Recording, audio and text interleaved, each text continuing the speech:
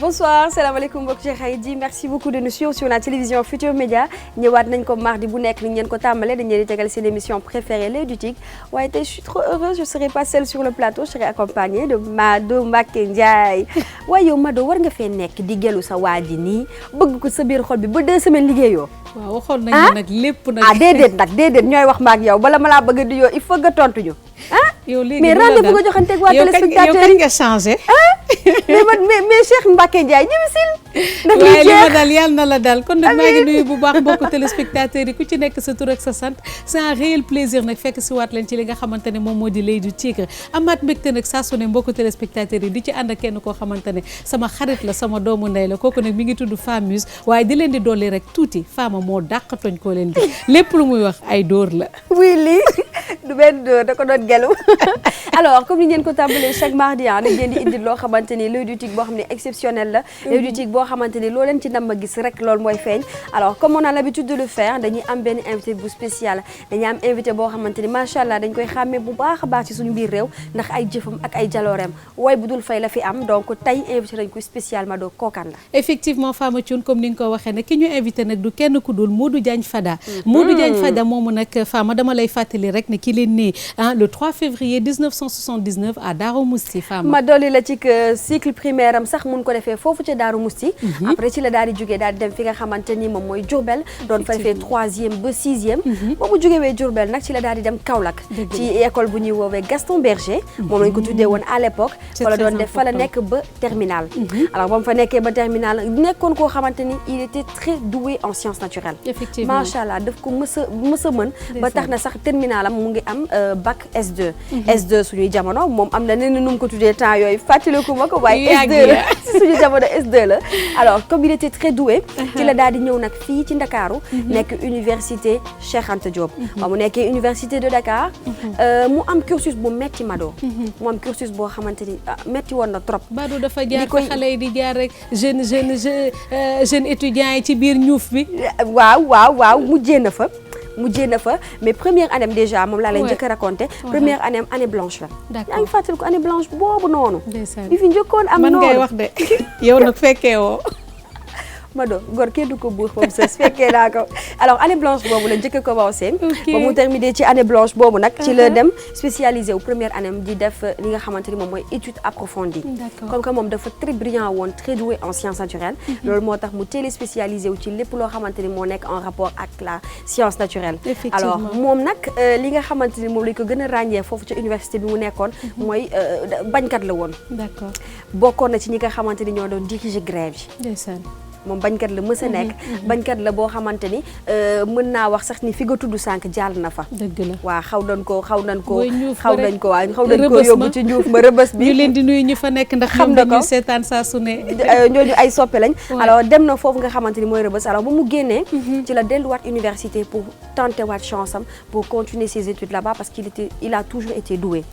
alors bi mu demee foofu nag ñoom ñu bañ ba tëdd ci suuf parce que dañoo gis ni que daf leen dara sonal ci université bi parce que li muy revendiquer dafa bëri alors que c'était juste pour bien-être étudiants yi c'était juste que pour que lekk yooyu ñu doon yokk espèce de grève yu bëri yi nga xamante ni moom moo amoon foofu mu gën a wàññeeku alors par la suite malheureusement jëluñu ko dañ ni ko putu fëgg na buntum ne dem na biologique lépp loo xamante ni c'est en rapport avec la science naturelle doxantu na fa ñu ne ko déedéet finalement mu dem Gueule Tapée continuer di loger foofu continuer di nekk foofu ba mu demee fi nga xamante ni ci kilifa bu mag nekkoon attaché ci cabinet kooku wax ma ci kooku tuuti donc comme ni nga ko waxee rek ki ñuy wax ba tey moom moo di Modou Diagne Fada mbokku téléspectateurs yi di leen di rappeler nag que c'est un homme politique sénégalais waaye nekk na nag ministre à plusieurs reprises ci temps yi nga xamante ne mandat wu ki nga xamante ne moom moo nekkoon président Abdoulaye Wade xanaa nga fàttali waat ma rek yéen ministère la doon gérer alors occupé na poste bi nga xamante ni moom mooy ministre de la jeunesse occupé na poste bi nga xamante ni moom mooy ministre de l'environnement waaye bi nga xamante ni moom la mujjee occupé muy ministre de la santé donc comme ni nga ko waxee rek présentement nag il est député comme ni nga ko waxee Modou Diagne Fada il est député à l'Assemblée nationale ñi ngi ko tubbee nag li nga xamante ne moom moo di président du groupe parlementaire des libéraux et démocrates fee ci Assemblée nationale waaye li nga koy waxee rek jamono daal dinañ ci gën a gindi ci kanam. donc li ñuy def daal Fama daal defe naa wax nañ ko tey ki ñuy recevoir tey ci biir l'Oeil du Tigre daal moom moo di Modou Diagne Fada. waaye comme ni ñu koy defee ci biir émission l'Oeil du Tigre nous sommes vraiment apolitiques. li nga xamante ni moom moo ñuy intéressé mooy xam-xamam ci wàllum làmb donc cursusam rek lañ leen doon wax brièvement ki ñu invité ndaanaan bi mu nekk spécialité bi nga xamante ni moom moo nekk ci moom rek lañ leen doon jund waaye nag comme que tonton Mbaye Fall ni mu koy defee tout le temps mooy dem ci ndaanaan yooyu tout le temps moom mooy dem defal leen interview nañu seetaan jàkkaarloo bi mu wax ñu moom mooy kan ak rapport am ak làmb ji naka la fa tëddee nañ ko seetaan desiwaat.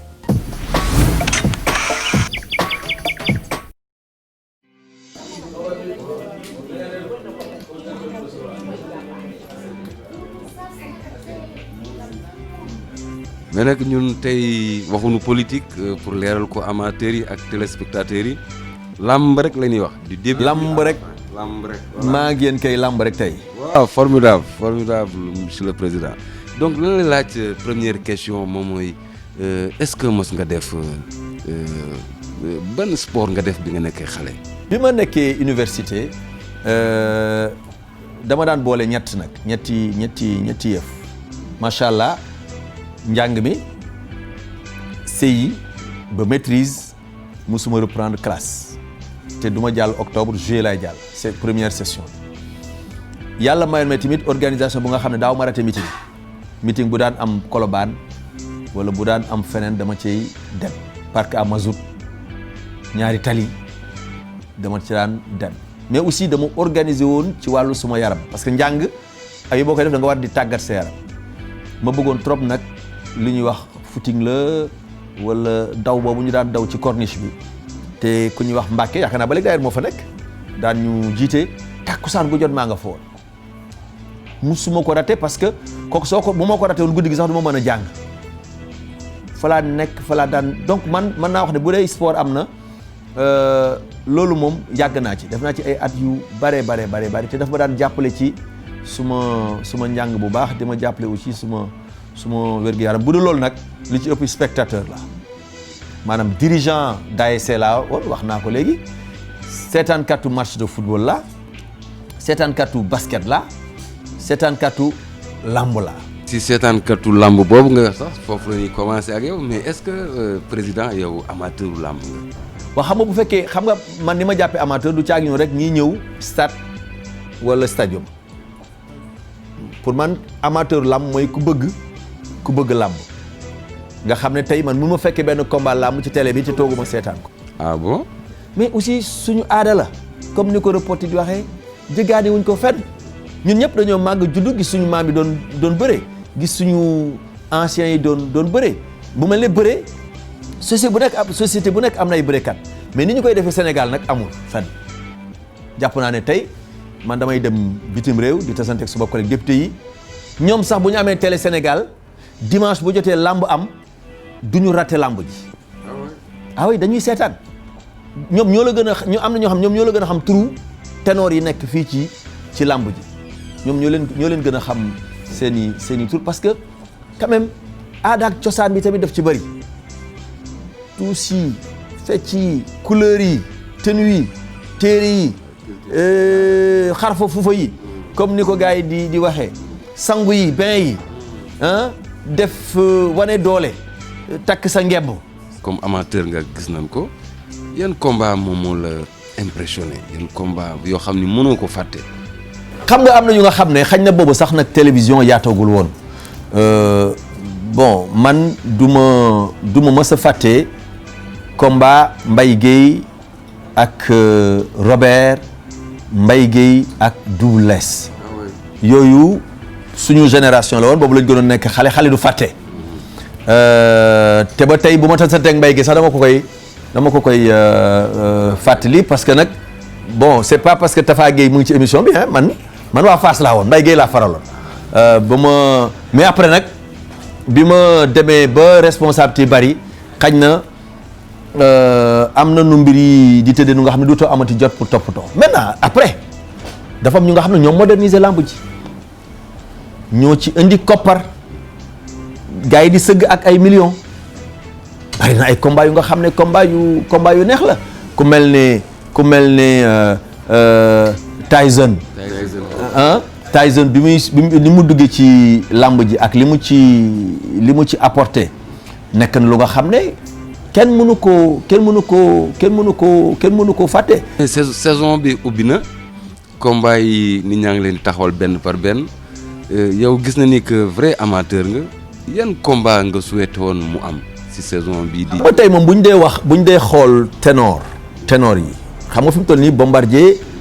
moom moo mujj bari ay victoire ndax waaw ndax mooy roi bi daan na Balla daan Modou Lo Eumeu Sène daan na Balla moom mujj daan Balla mais tey Eumeu Sène ak Bombardier mais war nañ leen mën tëgg. Eumeu Sène Bombardier. bien Bombardier Eumeu Sène war nañ leen mën a tëgg pour que nit ñi aussi gis ci seen bopp. ensuite am na ay mbër yu nga xam ne xañ na dañu mujj ci ay tolof mais nañ leen joxaat seen chance. ku mel ni Tapha Tine mais nañ ko joxaat chance parce que am na gabarit bi am na fula bi nañ ko joxaat chance am moom itamit mu làmbantewaat ak gars yi. ce dernier kaddu à l'endroit des téléspectateurs de TFM ak amateurs yi nga xam ñoom noo toog di la seetaan xam ni làmb rek la ñuy wax. waaw d'abord di leen gërëm di leen féliciter aussi ci concept bu bees bi ndax jaaroon naa fi ak suma jarbaat Mati mais émission bi mu ngi jëm kanam xam nga dund lépp koy def gis nga ni yaram di dundee garab di ko dundee ay émission ki initiative yi tamit noonu la war a dundee parce que monotonie ak routine dafay tayaloo kiy def dafay tayaloo kiy seetaan donc ñu ngi leen di féliciter bu baax ci ni ngeen tëggaate émission bi waaw ni ngeen tëggaate émission bi ni ngeen koy doxalee nekk na lu nga xam ne leer na ma ne neex na amateur bëre lépp lu ñu ci def rek nañ ko teg ci professionnalisme vraiment maa ngi gërëm équipe bi nga xam ne mooy réaliser émission bi di gërëm Tafa Gueye di gërëm yi tamit ñi nga xam ne ñooy animé émission bi muy Fama ak Mado ñu leen di gërëm ñoom i tamit parce que tamit seen touche mu ngi ci te mbir mu nekk ak ka koy dundal donc en tout cas ñun kontaan nañ trop ci émission bi te temps bi ñu leen consacré aussi moo ñu war ndax citoyen lañu c'est pas parce que dañuy nekk député nekk gouvernement nekk ministre que ay sénégalais lañ comme sénégalais yi yëpp li ngeen di yëg amateur li ñuy yëg bu làmb amee ak ni ñuy seetaane mu neex seen xol exactement ñun tamit noonu la ñu mel.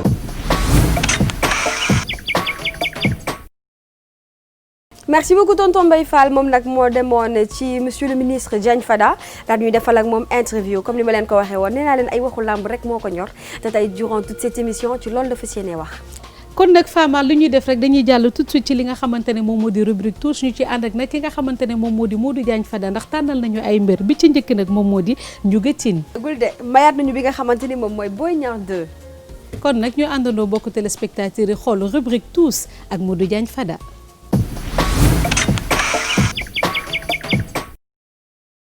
lay jël comme ça nit ñi xam ni faraloo kenn quoi neutre. absolument voilà c'est bon.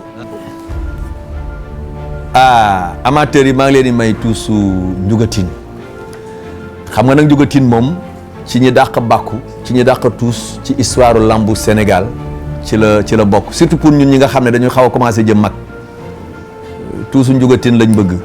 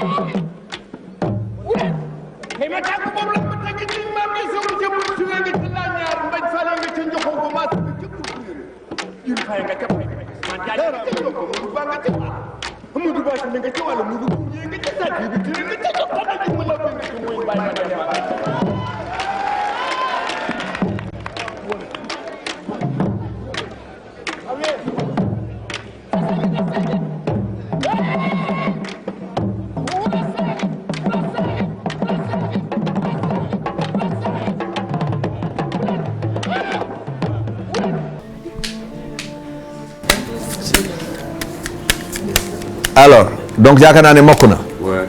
alors ma Tousu Boy Niang 2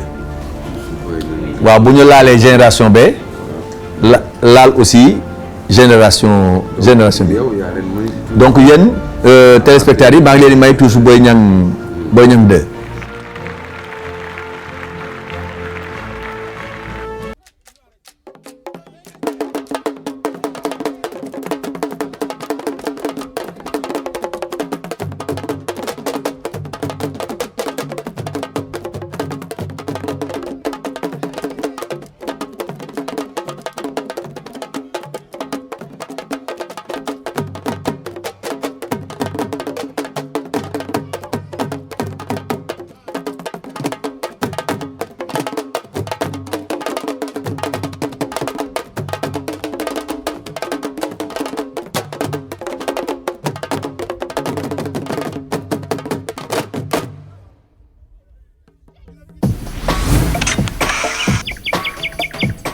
alors bu ñu jógee ci tout si Mado dañuy daal di jàll ci li nga xamante ni moom mooy les questions techniques posées par monsieur le ministre Modou Diagne Fada posé na ko ay questions techniques nag te tonton Tafa mu ngi nekk fi nga xamante ni mooy depuis Paris dañ koy daal di poser questions yi rek mu daal di xool naka lay def ba tontu suñu monsieur le ministre bi alors première question mooy yan qualité indispensable la mbër mi war a am mbëru tey yan qualité lañ war a am yoo xamante ni mënta ñàkk ci benn mbër alors loolu mooy première question bi nga xamante ni moom la posé. alors Fama Thioune la deuxième question moo di quelle différence peut-on noter si on vous compare à l'actuelle génération des lutteurs maanaam dafa laaj ki nga xamante ne moom moo di tonton Moustapha Guèye bu fekkee dañ koy nar a tëkkalee ak jamono tey jii mbëri nu ñu mel lan moo war a mën a nekk seen différence. d'accord alors la troisième question mooy pourquoi les lutteurs préfèrent se préparer à l'étranger à l'approche des combats lan moo tax lutteurs yi bu combat bi jege seewee rek ñu daal di daw à l'étranger aussitôt pour def seen préparation foofu loolu tam c'est une question très pertinente te xam naa ni mon consultant am na réponse bi donc léegi-léegi ñu daal di jàll ci question posée daal di jàll ci tontu yi nga xamante ni mon consultant tontu na ko depuis Paris nañ ko seetaan.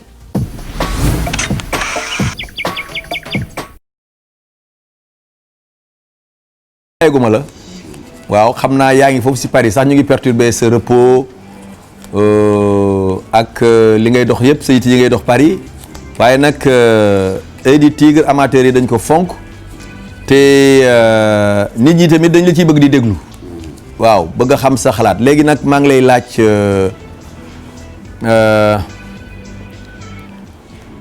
mais lan moo tax mbër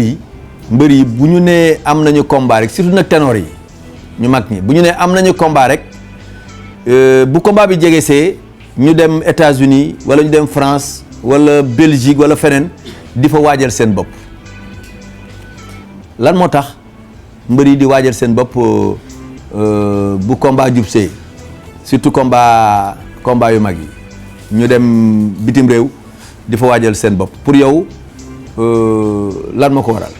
monsieur le concepteur ba tey le ministre Modou Diagne Fada l'homme fort de l'Assemblée nationale li nga xam ne moom laa koy woy mooy turam bu bees sànqaay l'homme fort de l'Assemblée nationale moom Modou Diagne Fada mi ngi laajte lan moo tax mbër yi di dem à quelques jours de leur combat dem di voyager di entraîner ci ñoom ñoo ko xam monsieur le ministre parce que mën naa comprendre man lamb 9 mois la ngeen compétir 9 mois mu des 3 mois mooy saison morte maanaam lamb bi tëj na juillet août septembre nga dem def préparation yaa xam France nga dem c'était Habib mu entraîné la yaa xam Allemagne nga dem yaa xam États-Unis nga dem mais dem def li ñu naan préparation hivernale ñetti weer yu baax ñëwaat Sénégal nag toog pour de ses entraînements c'est-à-dire li tax may wax loolu moom mooy booy xale yi bu ñu voyagé dañu am problème mu contact de lutte am problème mu daw ci mbedd mi am problème mu liggéey ci suuf te liggéey ci suuf dafa am solo parce que terrain bi ñuy bëree ñoom suuf la 15 centimètres wala 20 centimètres de hauteur pour ci la ñu war a taxaw bëree donc dañ ko war a miis ko wala boog su fekkee saison bi tijji na ñu am combat dem waruñu toog ci dëkk ba ñu nekk ba mu des ay lu néew ñuy ñëw dañu war a ñëw minimum 45 jours avant le combat parce que pour nga physiquement prêt des contacts de lutte su yéesee 45 jours rek mooy dafay des li ñuy jàngal ñu xam ko ci bëri mooy ñeent fukki fan ak juróom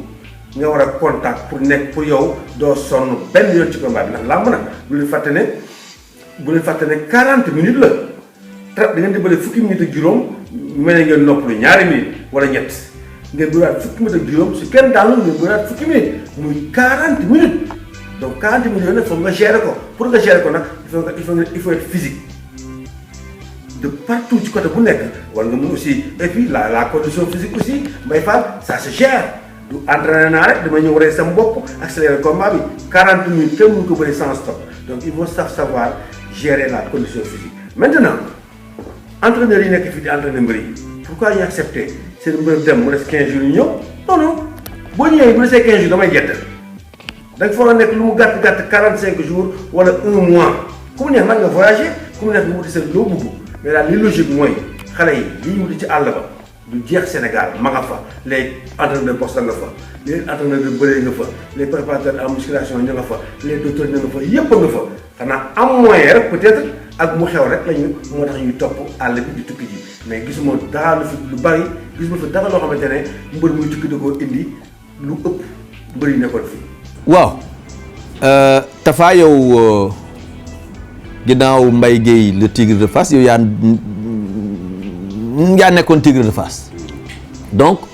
am na benn génération boo bokk mais léegi gis nga aussi am na génération yu bees yu dugg ci làmb ji yuy lëmbe làmb ji ñoom itamit di ko def comme ni ngeen ko daan defee yéen seen jamono rek mais yow ban différence nga gis ci diggante yéen ñooñu nga xam ne yéen a doon lëmbe làmb ji at yi ñu passé ak ñii nga xam ne tey ñoom ñoo koy lëmbe ban différence moo am ci diggante ñoom ak yéen. ñu suñu génération 1986 jàpp 2000 ak génération ñoom Balla Gaye Modou Lo Gris Bordeaux Serigne Ndiaye numéro 2 Lac de Guiers 2 tu vois ñoom Papa Sow génération bi lan moo leen wutale mooy ba tey entraînement différence bi entraînement ñun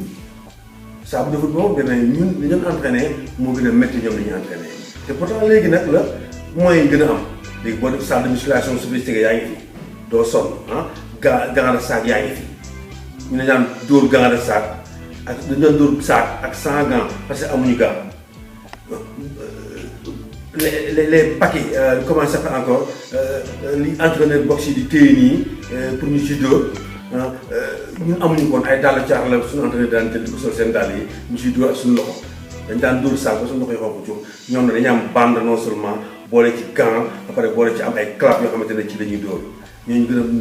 baax fuuf nature bi nag moo def ne ñooñu gën ci conditions yi ñu nekk mais ñun ñooy doon entraînement les raisons sont là rek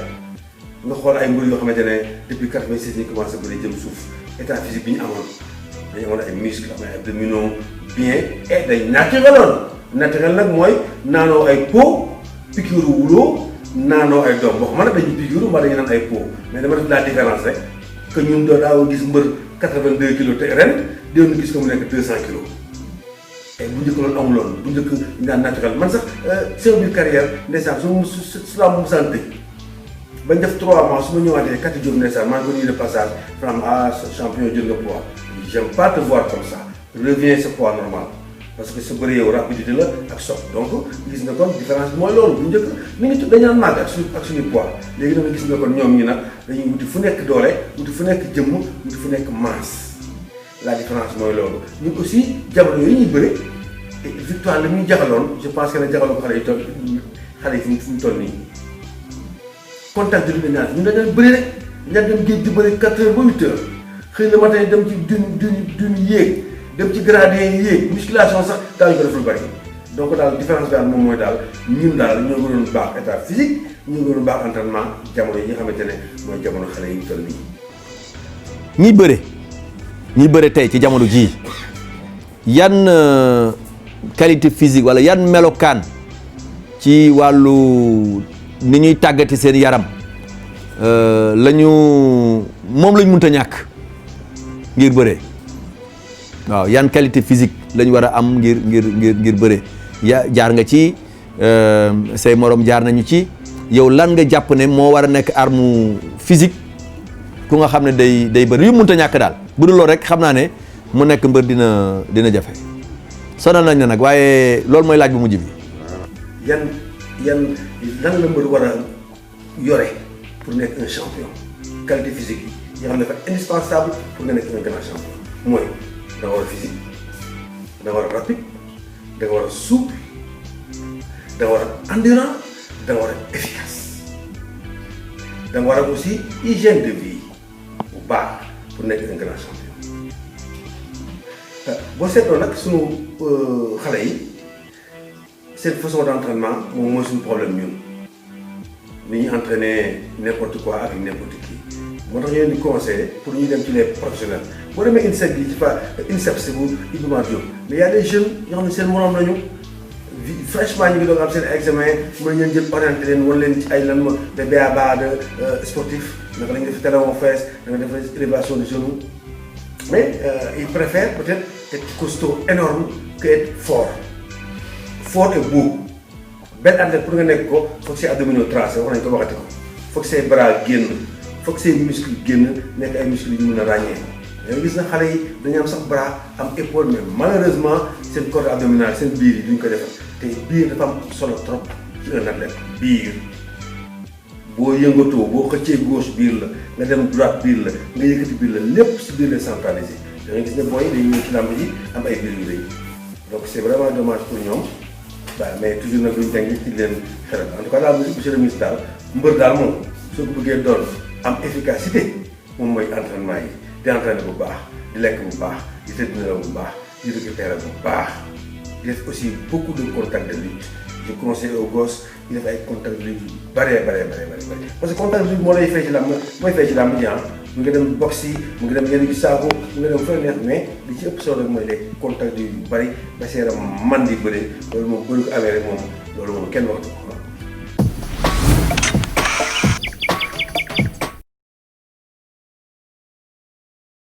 moo consultant gis nañ tontu yi nga xamante ni moom nga tontu monsieur le ministre yow comme ni ma la koy waxee rek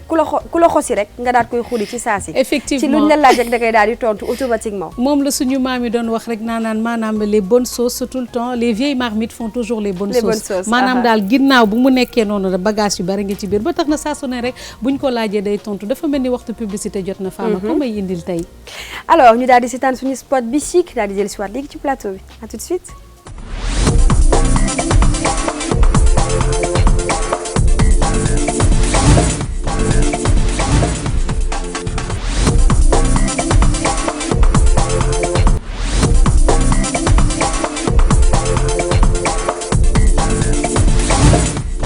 di jaajëfal waa Bisik bu baax a baax Madou nee naa la moom la ñëpp mànkoo taamu ko moom la ñëpp wax ni moom mooy meilleure banque parce que banque bi yemul ci denc la sa xaalis seulement banque bi daf lay lebal xaalis daf lay gunge jusqu'à la réalisation de tes projets teete la ci ba ni sa lépp di sotteekoon ba sa projet yëpp benn mbër soodatul xam nga toog nañ fi 3 mois yoo xamante ni macha allah liggéeyu pratiquement donc ñi nga xamante ni jotoon nañ cee muus ñoom dénkaane woon nañ seen xaalis yi nga xamante ni moom mooy banque Sahelo Saharienne pour l'investissement et le commerce ñoom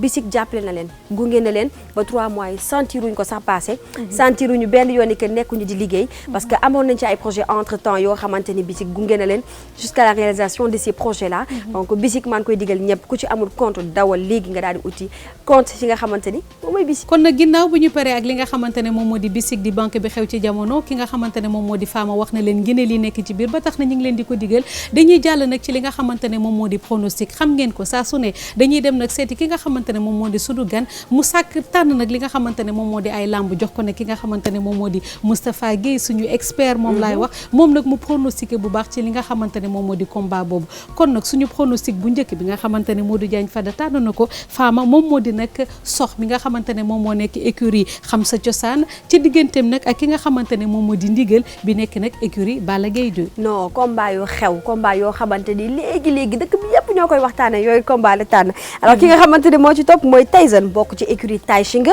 moom nag mu ngi fas yéene dajal ki nga xamante ni moom mooy Elton bu écurie Njàmbur Booloo effectivement Fama mu jàllaat nag ci ki nga xamante ne moom moo di Bombardier ak ki nga xamante ne moom moo di Rocky Balboa ndax fi mu ne nii ñëpp nga koy waxtaane ça ni nga koy waxee ça fait couler beaucoup d'encre les salives aussi en parlent ba tax na ki nga xamante ne tamit moom moo di l'expert de Moustapha Guèye moom itamit dina wax ci li nga xamante ne moom moo di pronostic boobu bu am solo tamit kon ñu dem seetaani ko nañ daw xool ayca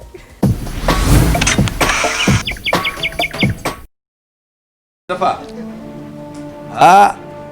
bii de moom sox ak ndigal waaw sox bu xam sa cosaan ak ndigal bu écurie Balla Gaye waaye yow Tafa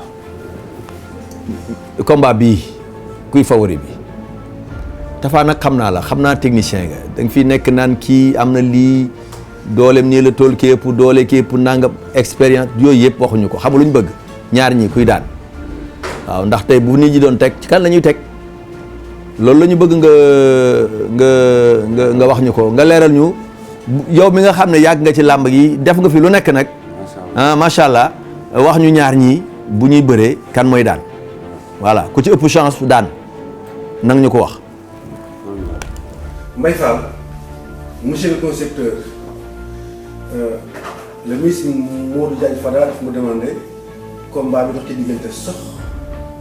bi nekk écurie xam sa cosaan ak ndigal bi nekk école de Balla Gaye ñaari xale yu tolloo génération duggandoo ci làmb tey ñuy waat li ñuy wax waat ñoom ñaar ko daan dem sa yoon ñu gis ne ndigal Baye Fall ba ki Demba Ndiaye dafa bëri benn combat bu extraordinaire combat bu gudd na il est endurant moom ndigal maanaam day bëree ba fa bëri commencé ba fu mu jeexee te gisuñu fu mu sonne mais par contre nag boo xoolee yaram mu ndigal day gis ne ndigal yaram bi nekkul yaram bu musclé dafay am nag ci ay athlètes yoo xamante ne amuñu ay muscle dañoo duy yaram noonu amuñu muscle mais teewul dañuy am doole donc ndigal gis nañ mu mën a bëre gis nañ mu mën a xeex mais nag son dernier combat dañ gis ne mu nekk di xeex bu métti avant mu daan ànd ak sa yoon et puis ndigal li ñu gën a frappé ci moom aussi mooy dafay daan ba pare toog di jooy xam naa day daan kontaan di jooy peut-être wala mu yërëm adversaire am di jooy bu ñëwee ci ki nga xamante ne mooy sox nekk écurie bi nekk aussi ci école bu xam-xam école du xam sa cosaan sox nag man daf ma yéem moom sa fànn dafa bokk ci mbër yi nga xamante ne dama leen taamu ndax ni ñuy bëree lu tax wax loolu mooy sox dafa takk te mbër bu takk mooy nag mbër bi nga xam ne mën na wooyee mbër mu takk mooy ki xam ne fu mu xas a tampaloo ak yow du la bàyyi yaa ngi moom à droite yaa ngi moom à gauche yaa ngi moom à droite yaa ngi moom à gauche du la bàyyi ba keroog mu lay daan gis nañ mu daan fi ay mbër yoo xam ne sax ñu bett ñun ci bëreem en tout cas ku bëgg bëre la ku ñeme action la ku ñu séntu aussi pour mu nekk champion ba mbokk ñaari mbër lañ ñoo xamante ne dañuy séntu pour ñu nekk champion monsieur le ministre léegi nag bu ñu def pourcentage ñoom ñaar pronostic yi mooy peut-être d'après seen combat yi seetaan dañu sañoo rek ne peut-être ki nga xam ne mooy sox moo avantage tuuti pronostic avantage plus de 55%. Qui am 45 moom mooy ndigal 55 rek xam moom mooy sox mais nag comme boog ñoom ñaar isa bal ñaar xale daal la ñoo xamante ne làmb am na ñoom yaakaar ñooy di see dañu def benn combat bu neex que le meilleur gagne.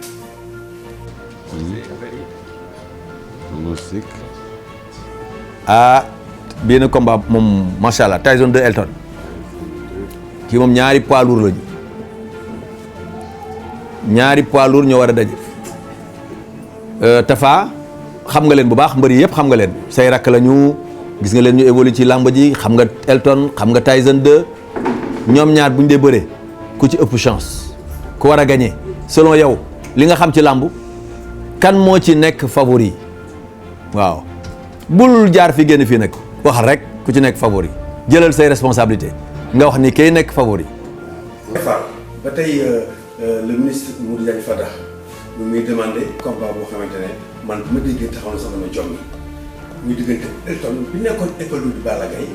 te berdaarande yi ak ki nga xamante ne mooy Tyson 2 bi nekk Tyson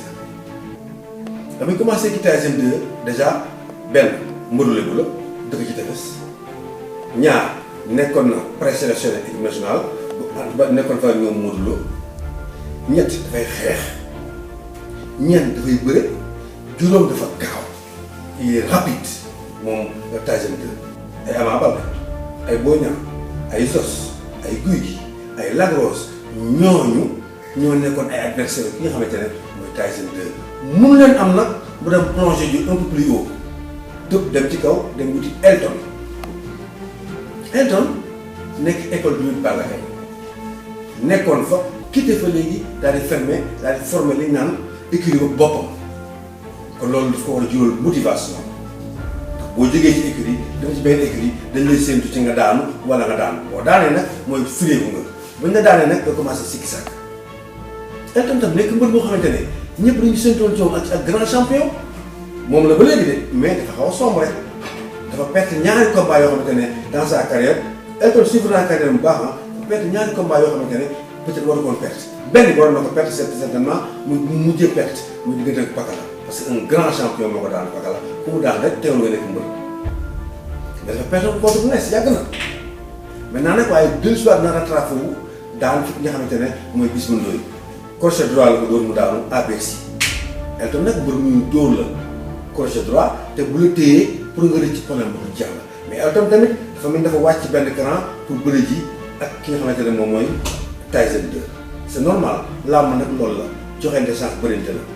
Tyson 2 tamit xëccu yéeg ci kaw bëri ji maanaam dañoo croisé dañoo jóge ci kaw kii Elton dafa jóge ci kaw wàcc Tyson 2 jóge suuf yéeg ñu daje pour mu def un bon combat léegi nag dafa nekk un combat boo xamante ne Mbaye Fall loolu la ñu wax David et Goliath Elton moo ko guy moo ko filaw waaye nag ñu fàtte ne aussi Tyson 2 moo gën a gaaw moo gën a rapide moo gën a sox bëri donc daal combat baa ngi noonu ku ne nag mën na ci wax lu ko neex favori pronostic man amul mënu pronostic su ma dee pronostiqué doole damaa am Elton na ko doole muus su ma dee pronostiqué gaawaay ak sobaay damaa am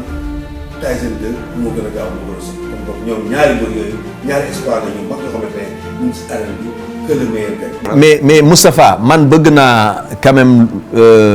diggante kii di Bombardier ak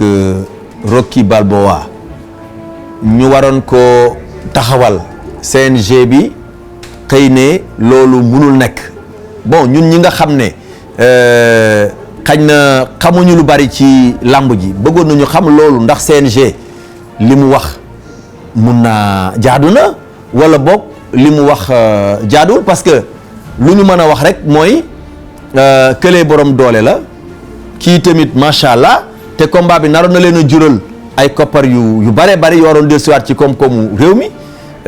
ñu waroon ko tëggee tamit feneen fu nga xam ne dañ fa doon jaayee ji suñu culture donc lan moo tax est-ce que CNG mu ngi ci dëgg wala nekkul ci dëgg ci décision bu mu jël ne dafay annuler combat Balboa ak Bombardier. waaw monsieur le ministre Mamadou Diagne Fada l'homme fort de l'Assemblée nationale cette dernière question bi dama koy bàyyi ak Mbaye Fall pourquoi ma koy bàyyi ak Mbaye Fall Mbaye Fall dafa nekk ci benn liggéey boo xamante ne dafa jëm ci kii di Bombardier ak Rocky Balboa ndax war naa am wala warta am lan moo tax CNG bañ ak lan moo tax CNG bi nangu lan moo tax Bombardier nangu lan moo tax bokk kii ainsi de suite j'aime bien nag parce que lu tax li neex ma moom mooy làmb lii la baaxoo làmb dañ soxla spectacle làmb dañ soxla polémique làmb dañ soxla bruit mais làmb rek soxlawuñu ñuy boddi kenn ku mun doon donc làmb li mu soxla mooy lii xool Bombardier roi des arènes ce qu'il a fait ak carrière mu def c'est extraordinaire roi des arènes 2 fois mais nag li ñu ci xaw a jaaxal mooy dafa am un inconnu du milieu de la lutte moom la ñu woowee Rocky Balboa mos a gis mu bëri au Sénégal waaye nag jàpp naa ne ku bëgg bëri la ndax bu mu demee en Suisse aussi dafa nekkoon di bëri ba ñëwaat seen bëgg a dellusiwaat dëkkam nag bëri taamu la roi des arènes ndax war nañoo bëri wala war nañoo bëree Mbaye Fall ak def liggéey bu rëy boo xamante ne je pense que ne très bientôt nañ leen ko mën ci seen télévision Futurs Médias seen émission L'Oeil du Tigre man tamit fii ma nekk nii en Europe maa ngi fi def li ñu naan micro trottoir Sénégalais yi nan lañ gisee boobu combat ndax war naa ma la war am en tout cas daal jël nañ ko yëpp daal jébal ko le concepteur et auteur de l' émission mu Mbaye Fall mu ngi ciy def liggéey bu mucc ay su boobaa nag nañ ci mën a gën a wax suñu xalaat nag. tonton Tafa waxoon daal la ko moom loo ko roqos rek mu daal la koy tontu ba mu neex donc monsieur le ministre j'espère que satisfaire nga ci li nga xamante ni moom nga posé woon comme question léegi nag ñu daal di jàll ci jeu de l'été ñëpp xam nañ ni tebbi xob moom mooy jeu bi nga xamante ni moom la ñëpp manko ni moo leen gën a neex ci émission L'Oeil du Tigre alors ki ñu ci àndal di monsieur Diagne Fada moom moo nekkoon suñu invité spécial émission L'Oeil du Tigre bi léegi nag moom dafa battre ay cartam pour wàññi leen que ñun faruñu fenn ñun suñu mbër mooy L'Oeil du Tigre mu daal di tirer ay combat bi nga xamante ni bëgg nañu tegal ko mu seetaan ko bi nga xamante ne moo ci njëkk Mado moom mooy Zarko ak Mansour Diop 2 mu daal ciy teg Usine Doole contre Malal Ndiaye keneen ki ci topp nag moom moo di Tyson 2 ak 50 Cent yamu ci mayaat na leen bi nga xamante ni moom mooy Boy Niang 2 contre Les 2 ñu tëjee ko nag ak Modou Lo ak Bombardier nañ dem xool yi ñëwaat. man ñoom ñëpp laa faral. ah merci Ali. ñëpp laa faral ñëppay samay xarit. voilà ñëppay samay soppe ñëpp laa bëggal jàmm. voilà ñoom ñëpp. doy na. doy na absolument. ma jël. waaw vas-y jëlal benn rek après nu kii. ñëwaat de. Tyson 2. mais Tyson 2 50 Cent. 50 Cent dindi loxo bi daf ko nëbbu 50 Cent. Tyson 2 50 Cent. mooy combat bi ñu leen di may. Tyson 2 combat bi njëkk. bi ñu leen di may 50 Cent. ñu ngi leen di wutalaat yeneen.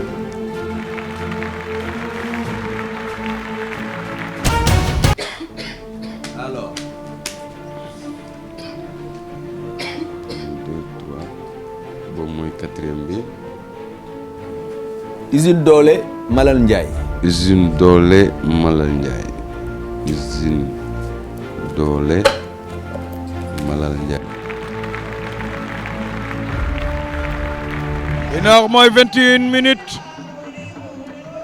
Thiès Demba Diop fàqat na ko. Usine fàqat na ko daw na jël ko. Usine fàqat na ko kii na tànk bi file na ko. Usine Doole jël na ko Malal jël na ko. Malal jël na ko mu bañ rasu na wañ na ko mu bañ. ña ngay jàppante ña ngay faxatante ñoom ñaar Malal jël na ko riñaan na ko daan na ko way xam naa moom ci ay Tyson ak Bombardier yooyu la bëgg a dal quoi.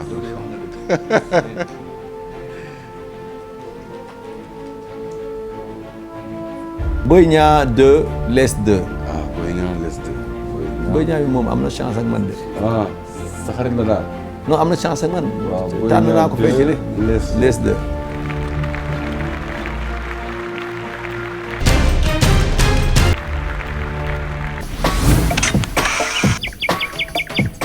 léegi nag ñu daal di jàll ci culture générale bu ko tonton Mbaye Fall di def des fois dafay xaw am tuuti trac xam nga pour lan parce que danaan est-ce que ki ma invité dëggantaan xam-xamam màcc na bu baax ci làmb ba n'importe quelle question da ciy tontu mais macha allah ba mu ko dalee posé ndaanaan yi ñu invité ba tey 13 questions yi ñu leen ci posé yépp la ñuy tontu macha allah comme ku ci mel ni ki nga xamante ni mooy monsieur le ministre Diagne Fada yépp la tontu macha allah donc nañ daw c'est-à-dire ko daal di dellusiwaat léegi-léegi est-ce que Bul Faale turu écurie Eumeu Sène la wala turu Tyson. Bul Faale. ku kay Tyson la. Tyson la. formidable donc mën ngeen ko taati. si écurie yi la nar a wax am na A am na B ñu la doon laaj écurie Modou Lo ndax A Rock Énergie la B Soumbédioune. Rock Énergie. Rock Énergie. Rock Énergie.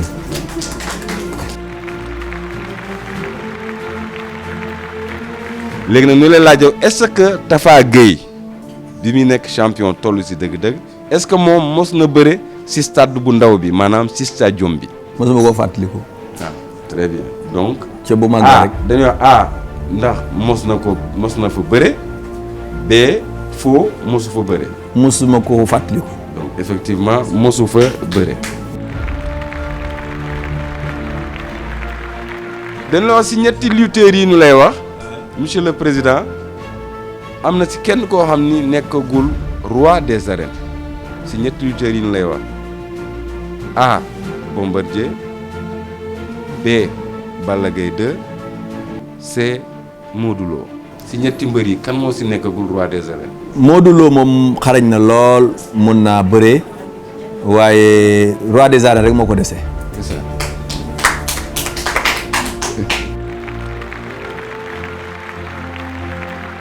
si ñeenti lutteurs yi nu lay wax nii am na si koo xam ni nekkul Tigre de Fass si ñeenti lutteurs yi A. Gris Bordeaux. Tigre de Fass la. B. Tafa Gueye. C. Lac Rose. D. Mbaye Gueye si ñeenti lutteurs yi kan moo si nekkagul Tigre de Fass. Lac Rose moo ko nekkagul yàlla na ko nekk. si ñaari personnalité yi ñu lay wax nii am na si koo xam ni kenn mësu ko tuddee drapeau làmb. A. Premier ministre Mouhamadou Dione. B. Lamine Diack si ñaar ñi kan lañ ci mësul tuddee. musuma dégg gum drapeau premier ministre Mouhamadou Dione. absolument musuma ko dégg. absolument. si ñetti mbër yi nu lay jox am na si kenn koo xam ni dafay bëre et en même temps dafay football kenn A. Yaaw Jaal. Yaaw Jaal moom sama xarit la waaye xam naa du football moom.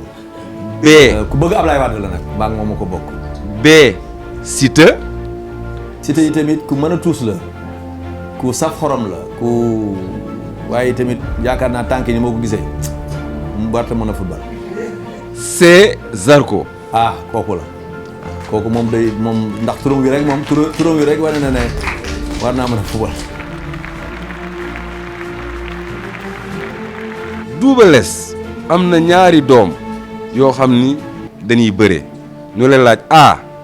Balla Gaye ak Ama Baldé la wala B. Balla Gaye ak Sa Thiès. Balla Gaye ak Sa Thiès. Balla Gaye ak Sa Thiès. si ñaari lutteurs yi si ñaari mbër yi nu la nar a wax kan moo si moom tax sirip A. Bombardier. B.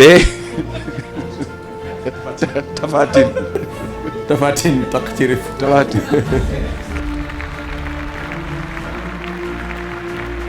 si ñaari artistes yu mag yi di way tout le temps pour mbër yi kan moo si way mbër A. Doudou Seck yaay kat yi.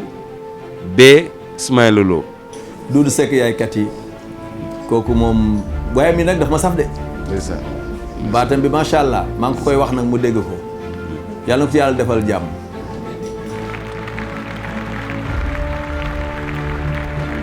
ban tur la ñuy dàkkantele Eumeu Sène ñii nee nañu A.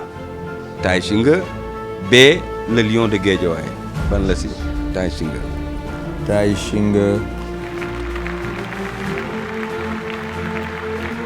si ñaari promoteurs yi lay wax nii kan lañ ci woowee le Don King de l'arène A. Gaston Meng. B. Aziz Ndiaye. Gaston Meng. moom la ñuy wax Don King de l'arène. le Don King de l'arène. sama mbokku njaamur la. ñu wax Eumeu Sène ñaata yoon la daaneel la bëre ak Ama Baldé ba daan ko ñaata yoon A. une fois. B. 2 fois. C. 0 fois. daa mosul dégg combat Ama Baldé ak Eumeu Sène. ak Eumeu Sène. absolument donc parce que waa Pikine yi souvent dañuy ñoom ñaar mësuñoo bëri. waa Pikine yi souvent dañuy évitante.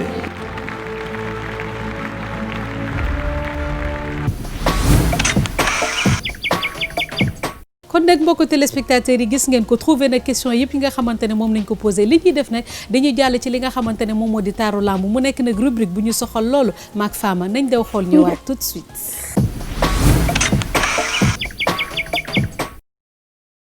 mais Fama Thioum may ñu taaru làmb bu neex a neex waaw comme ni ko daan defee rek mais bii nag na gën a neex ci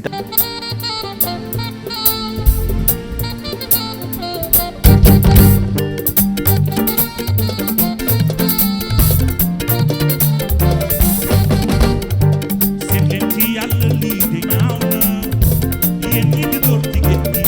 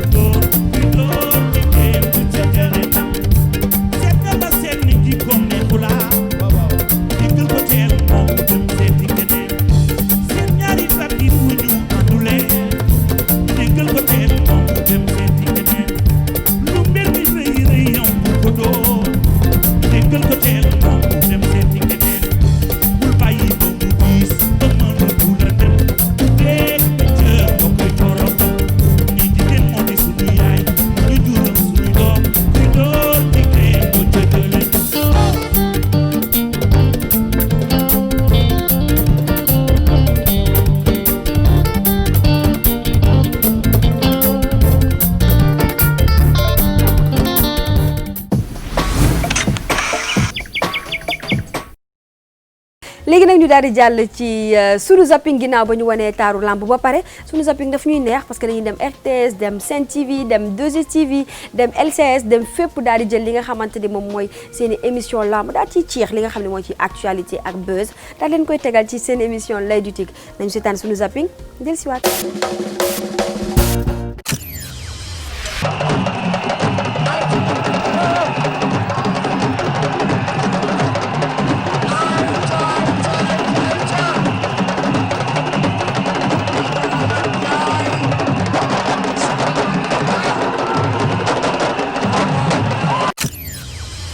bi ñu waxtaanee man dama foogoon ni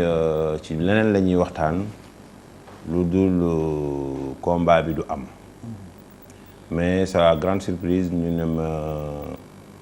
ñoom jusqu'à présent mënuñu nangu mukk Rocky bëre ak Bombardier ma laaj leen lu tax parce que gis naa ni même licence bi Bombardier yor moom la Rocky yor te yéena ko jox. min mbër bu jekkadee def lu ñu ko mën a tàqalee jox avertissement jar na ko ci bis bu toll nii. Ama ngi dox ci kawam Ama ca Ardo la jógee Alaaji Cerno Njaay Ama ak Gouye Gui ñoom ñaar ñi nga lewaatoo xanaa bëre nañu 5 minutes. ñu ngi bëre lang ne. laay la ah Gouye Gui door na Ama door na asafurla Ama saftalu na. bu dal waa lii lan la Gouye Gui li muy bëree ni Gouye Gui danañ la door nga daanu Gouye Gui danañ la door nga daanu Gouye Gui danañ la door nga daanu Gouye Gui danañ la door nga daanu Gouye Gui danañ la door nga daanu wiiri na ko laay la ñoom ñaar bëre nañ.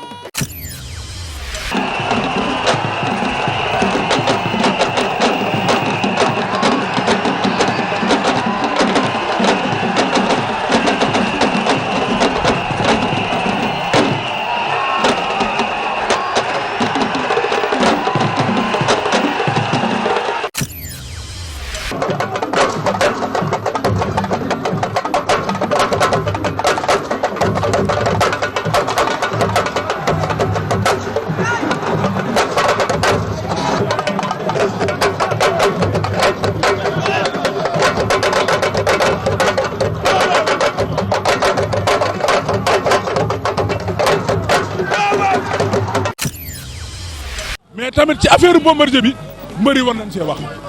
bu ne Bombardier warul bëri ak Rocky Balboa pour quelle raison Rocky ñoom ñoo ko defaral licence am na écurie doomu Sénégal la promoteur bi moo bëgg man tey jii bu ma neexoon ne damay bëri ak Yawou Dial tey jii Modou Lo bu ko neexoon ne day bëri kii keneen ku mu neex nga bëri loolu amul ci lamb amul ci règlement bi na leen seetaan ñu toog waxtaan Bombardier war na bëri ku ne ci lamb mais nag bu promoteur ñëwee te lamb nag mbër bu nekk da ngay seet fu sa ñeex tooyee nga jël ko.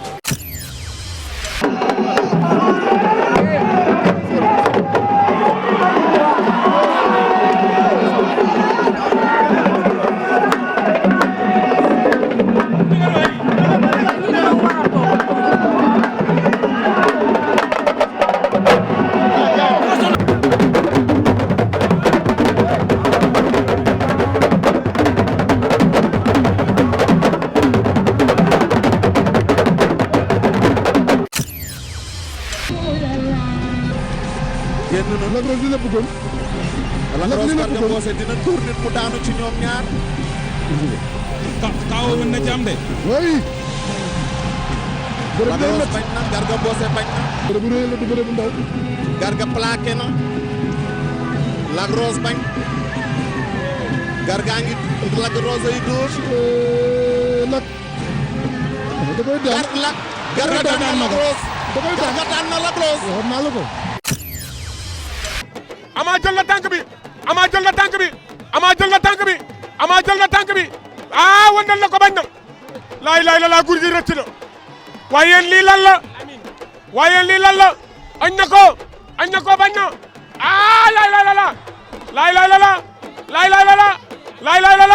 laay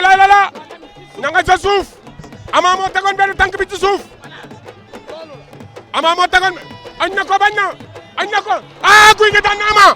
Gouye Gui daan na Ama Baldé. rek boobu loolu man am na ay écho yoo xam ne loolu mos na fi am aussi comme ñi nga xam ne dañ tëb bëre grand combat te jaaruñ ci combat yu ndaw mais loolu yëpp daal man dama gëm yàlla quoi bu dee suma wërsëg la gën ci man rek dinaa bëre ba bëri daal bu dul loolu man moom maa ngi ci sumay activité waaw dama gëm yàlla def ngi ci turbine bi toog nday mbay jiin ma waram woy wu rëy wa Njaga Mbay aw woon mi ngi ci tribune bi toog ama neex daan na Moussa Dioum ama neex daan na Moussa Dioum jël na ko daan ko loo wax yaa war a wax non yaa war a wax yow yaa war a wax loo yaa war a wax yaa bëre waxay wax di wax ashadu laa ilaaha illallah wa ashadu muhammadan rasulullah Bécaye ñu bëri dañ ma bàyyi.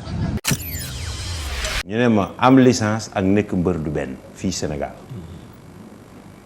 ma ne bon loolu maa ngi koy doog a dégg lu bees la sama nopp ñu ne ma ku apte amoo 45 ans am nga sañ-sañu am licence mais pour ñu nangu ni lutteur nga Sénégal fokk nga def ay preuves. woo ñu fi drapeau Abdoulaye Makhtar Diop ànd ñu sifflé na combat bi mbokk yi la dëgër ak Papa Sow mbokk yi Papa Sow attention la dëgër jël na Papa Sow plaqué na ko daan na ko la dëgër jël na rapproché yi ñun ñett dafa bëri woon Modou Lo man ak Bombardier donc bu bëree ak Modou Lo may xaar bu pare yàlla def loolu mais man promoteur ma ñëw proposé ma di ma topp 2 ans nee na topp na ma 2 ans. nee na kii Boubacar Diallo la. kii nag mi ngi tudd Baye Samba Diop nee na j'espère que c'est ma star Boubacar Diallo. l'acteur de Un Café Avec. ki ci topp nag mu ngi tudd Modou Bousso Xuma nee na waaye kii mooy l'homme moom it nee na ma l'homme du animateur Boubacar Diallo gis nga man des fois damay camoufler ba sonn waaye nag camoufler yi des fois dafay xaw a metti ni ngeen ko waxee laa koy liiree. mu jeex tàkk. ki ci topp donc ki ci topp nag mi ngi tudd Ndiaye Abdou Ndiaye moom itam la tudd nee na nag kii Boubacar la alias Boups, acteur de la série Un Café Avec. alors kii nag mu ngi tudd Khady Seck nee na bonjour kii c'est Boubacar Diallo alias Boups de la TFM et de la RFM waaw. ndeysaan waaye kii tamit li mu wax neex na ma trop moom nañu wax sànq ba tey maag yow Fama Thioune mi ngi tudd Papa Ibrahima Diène nee na l'éloquence et l'élégance au rendez-vous avec mon idole Boubacar Diallo alias Boups. macha allah ki ci topp mu ngi tudd Baba Ndiaye nee na l'homme de Un Café Avec Boubacar. kii nag mi ngi tudd Ngom Aimable Ndam moom nañ koy wax nee na kii nag moom moo di DJ Boups acteur de Un Café Avec Boubacar Diallo. kii ci topp mu ngi tudd Sarr Oumy nee na Fama sama xarit kii Boubacar Diallo la borom Café Avec ak xale baax xale pare xale xaalis xale TFM xanaa neex. macha allah kii nag moom mi ngi tudd Papa Samba Niang moom nag li mu bind rëy na waaye bind bee dàqati xanaa dama leen di ko liiral rek nee na Boubacar Diallo nee na Boubacar Diallo mais l'œil du tigre mi ngi def buzz. way Samba ku ci topp ba keneen ki ci topp nag mi ngi tudd Alpha Sow nee na nag kii mooy l'animateur le plus connu de la TFM et de la RFM DJ Boups. ki ci topp. ki ci topp nag moom moo di Laye Mbow mi ngi ne Fama kii mooy l'homme de Un Café Avec chéri de Mame Diarra baax loolu fonk liggéeyam loolu mooy adresse bi. macha allah ki ci topp. keneen ki nag mi ngi tudd doomu MC nee na kii l'homme de Weekend Star la kii nag moo di DJ Boups. ki ñu koy tëjee. Adama Meng moom nag moom moo koy tëj Fama nee na Boups le meilleur de tous les temps et nous on confirme sur le plateau de l'œil du tigre. macha allah comme on le dit TFM c'est une grande famille. yàlla lafal cat donc loolu la ñu ni loon ci l'œil du tigre yéen jaajëfal parce que yéen amuñu seen fay yéen ñi nga xamante ni yéen a sopp télévision Futur Média di ba tuppee ñu le miroir du Sénégal ba li leen di neex rek la ñuy xëy di ci dox matin midi soir yàlla na ko yàlla gën a yokk rek ba ngeen gën a mën a toog ci seen kër di ñu seetaan télévision Futur Média ñu leen ci gën a bégal Mado am na ñoo xamante ni il faut nga jaale leen. effectivement Fama tey nag du ma tëj émission bi te du ma ko tëjee nag ak li nga xamante ne moom moo di une touche wala une note vraiment triste gënalu ma woon. waaye dañu am suñu benn sœur boo xamante ne dafa dëdd àdduna di taaw ba tax na nag maa ngi koy jaale famille bépp képp koo xamante ne yaa ngi bokk ci biir Ndiaye Makoura wala Ndiaye bi sax waaye Ndiaye Makoura tey di ko teg nag ci loxo ki nga xamante ne moom moo di Birahim Ndiaye di taaw waaye di ko jàll nag njabootam bu baax kooku di Fat Diallo ak Cheikh ak ki nga xamante ne moom moo di Mame Mbacké di ko ñaanal nag ki génn yàlla na ko yàlla xare yal na ko yàlla xare àjjana bu baax a baax te oyofal suuf ci kawam di gërëm ñi nga xamante ni ñoo ci jàpp saa su nekk ba solo bi di mat ba bopp yi di rafet di gërëm ñi nga xamante ni moom mooy institut de beauté bu Ndeye Kanchoun sa copine sama xarit alors moom ñu ngi nekk Sacré-Cœur moom mu ngi nekk juste en face Curie Tisane foofu noonu ci complexe Sensi mooy Tata Seyney alors foofu dañ fay def damp dañ fay def li nga xamante ni mooy